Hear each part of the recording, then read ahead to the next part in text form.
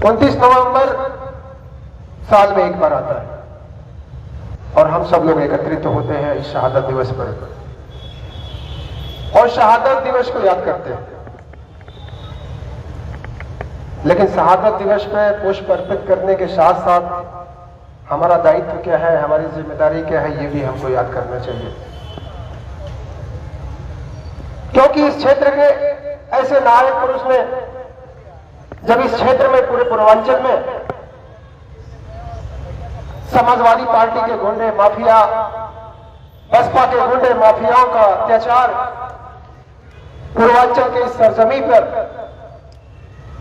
दबे कुचले शोषित वंचितों को दबाने का काम इन अपराधियों इन गुंडों ने किया।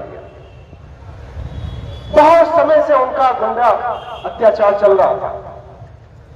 जब स्वर्गीय केंद्र कृष्णा राय जी इस क्षेत्र में जब आए, उन्होंने उनकी आवाज को उठाने की कोशिश की। 29 नवंबर को उनकी आवाज को दबा दिया गया।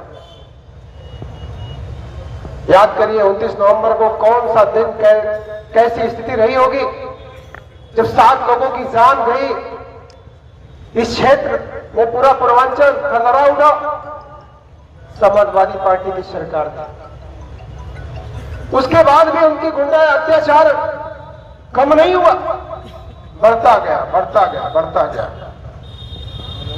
लेकिन उसका अंत कब हो रहा है ये भी आप लोग देखिए कि जब आप लोगों ने इस प्रदेश में योगी जी की सरकार बनाई, आज उन अपराधियों का अत्याचार गुंडागर्दी कहीं दिखाई दे रहा है?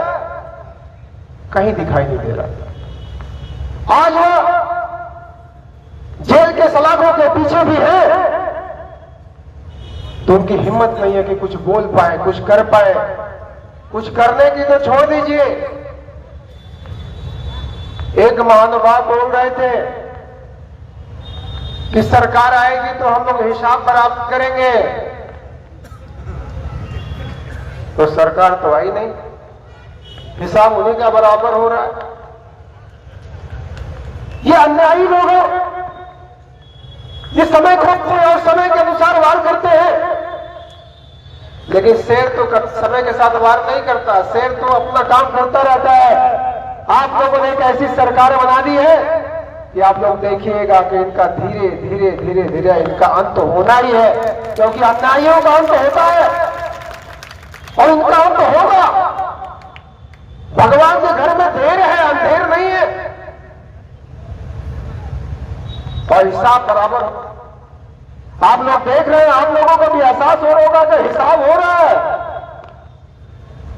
हिसाब आप नहीं कर रहे हैं, जिसकी सरकार आपने बनाई है हिसाब वह कर रहे हैं। लेकिन आप लोग याद करिए कि इसका भी आप समय आता है, समय पे आपको भी जवाब देना पड़ेगा कि ऐसी घटना इस क्षेत्र में दोबारा ना हो, ऐसे अत्याचारी खड़े न हो पाए। उनको दबाइए, ऐसा दबाइए कि कभी उनकी आवाज ना उठे, क्योंकि ऐसे लोगों को समाज में रहने का अधिकार नहीं है। ऐसे लोगों का या तो अंत होना चाहिए, सलाखों के पीछे होना चाहिए। या आप लोग को योगी जी की बारी को सुना है, या तो अपराधी जेल के अंदर, या अपराधी प्रदेश के बाहर, या अपराधी ऊपर होना चाहिए। आदरणीय गिरिराज सिंह जी के वक्तव्य को जो हम लोग सुनते हैं तो बड़ी ताकत मिलती है। कभी ट्वीट देखते हैं तो लगता है कि सनातन धर्म का एक हम लोगों के नेता बिहार में भी नहीं देश में अपनी आवाज को उठा रहे, बहुत ताकत मिलती है। आपसे भी हम लोगों को बहुत कुछ सीखने को मिलता है। लेकिन आप लोगों को विश्वास के साथ कहना चाहता हूं कि अभी तो बहुत कुछ बाकी है। अभी आप देखते जाइए।